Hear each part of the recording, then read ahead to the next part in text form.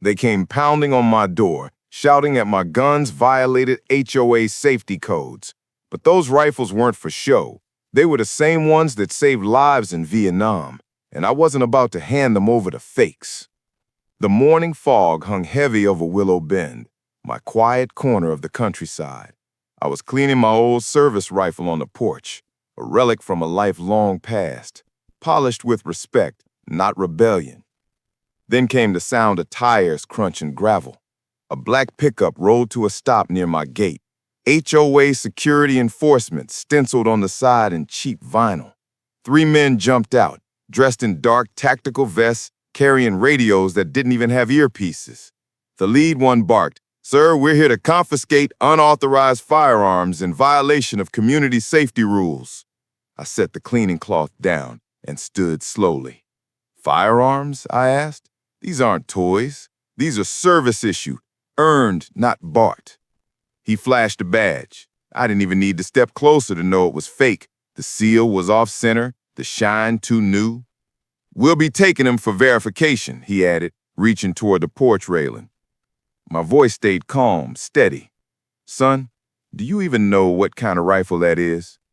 He hesitated. I continued. "That's an M14, the one I carried through the jungles of Da Nang. And unless you got a federal warrant signed by someone hired in my county sheriff, you're not touching it." He squared his shoulders. "Sir, we don't need a warrant. HOA regulations." That's when I chuckled low and slow.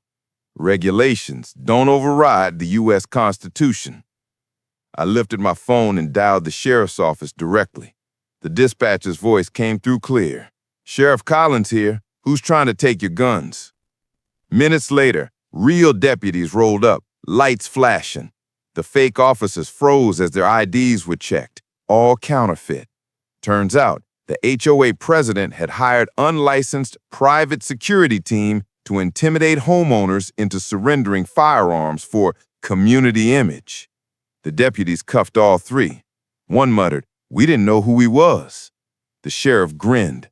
"You tried to rob a Vietnam War veteran. What'd you expect?" By sunset, the HOA security signs were gone.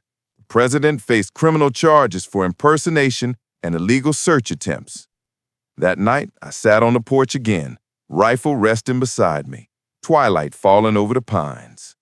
"I fought once for freedom overseas," I whispered, "and I'll stand for it here, even if it's just my backyard." I am Liam, and trust me, the next HOA story is even worse. Subscribe now.